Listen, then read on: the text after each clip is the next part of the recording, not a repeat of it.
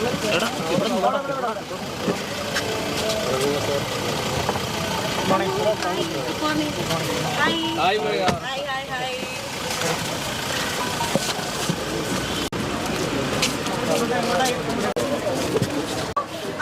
follow you guys.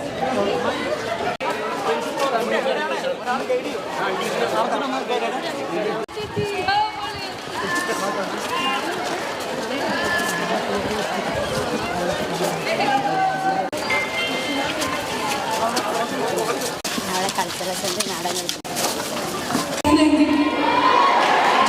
ചോദ്യം ചോദിക്കാൻ തന്നെയാണോ വന്നത്? ഇരിക്കാൻ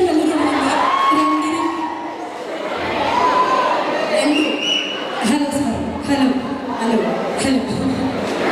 എനിക്ക് ചോദിക്കാനുള്ള ചോദ്യം തന്നെ, എനിക്കിത് ശരിയാണോ തെറ്റാണോ എന്നറിയില്ല, എന്നാലും ചോദിക്കണം. ഇപ്പൊ സാറിൽ പറയുന്നത് ഗ്രാമീണ പെൺകുട്ടി ഗ്രാമീണ പെൺകുട്ടി. ഈ ഗ്രാമീണ പെൺകുട്ടി നഗരത്തിലെ പെൺകുട്ടി തമ്മിൽ ഭയങ്കര വ്യത്യാസപ്പെട്ടാണ് ഇപ്പൊ പറയുന്നത്. ഈ ഗ്രാമത്തിലെ പെൺകുട്ടിയുടെ പേര് ലിൻഡ എന്നല്ലേ? ആ, ലിൻഡ. ഇപ്പൊ ഈ സിനിമാക്കാര് തന്നെ ഇങ്ങനെ ഗ്രാമത്തിലെ പെൺകുട്ടിയെന്നും നഗരത്തിലെ പെൺകുട്ടിയെന്നും പറഞ്ഞ് ഇങ്ങനെ വ്യത്യസ്ത കാണിക്കേണ്ട ആവശ്യമുണ്ടോ? നമ്മളൊക്കെ ഇങ്ങനെ ഉയർത്തിക്കൊണ്ട് വരേണ്ട പെൺകുട്ടികളെ തന്നെ.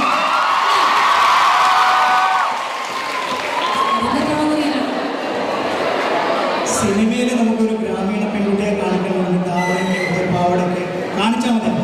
പക്ഷെ ഒരു സ്റ്റേജിൽ പറയുമ്പോൾ അത് ആ ഒരു പശ്ചാത്തലം ആണ് ഞാൻ പറഞ്ഞത്, ഒരു ഗ്രാമം എന്ന് പറഞ്ഞത്. അതുപോലെ തന്നെ അല്ല, ഗ്രാമം ഒരു അസഭ്യമായ വാക്കാണ്. ഗ്രാമത്തിലെ പെൺകുട്ടി എന്ന് പറയുന്ന ഒരു വൃത്തികെട്ട ഉപയോഗമാണെന്ന് തോന്നുന്നില്ല. പിന്നെ മാത്രമല്ല, ഗ്രാമപ്രദേശം ഒരുപാട് ഇഷ്ടപ്പെടുന്ന വ്യക്തിയാണ് ഞാൻ. ഇടയ്ക്ക് എൻ്റെ അമ്മയുടെ വീട് പാലക്കാടാണ്. അപ്പോൾ കൊച്ചിയിൽ ജനിച്ച് വളർന്ന ആളായതുകൊണ്ട് എല്ലാ വർഷവും ഒരു പ്രാവശ്യമെങ്കിലും ഒരു മാസം സ്പെൻഡ് ചെയ്യാനായിട്ട് പാലക്കാട് ഞാൻ പോകും. ഇപ്പോഴും ഗ്രാമത്തിൻ്റെ ഭംഗി കാത്തു സൂക്ഷിക്കുന്ന ഇടങ്ങൾ വളരെ കുറവാണ്. എല്ലാം ഈ പീപ്പിൾ പറഞ്ഞാൽ ഓർഗനൈസേഷൻ്റെ ഭാഗമായിട്ട് വന്ന് ഗ്രാമങ്ങളൊക്കെ എവിടെയാണെന്നല്ലേ. അപ്പം സിനിമാക്കാരെന്ന് പറഞ്ഞ് പ്രത്യേകിച്ച് ഇങ്ങനെ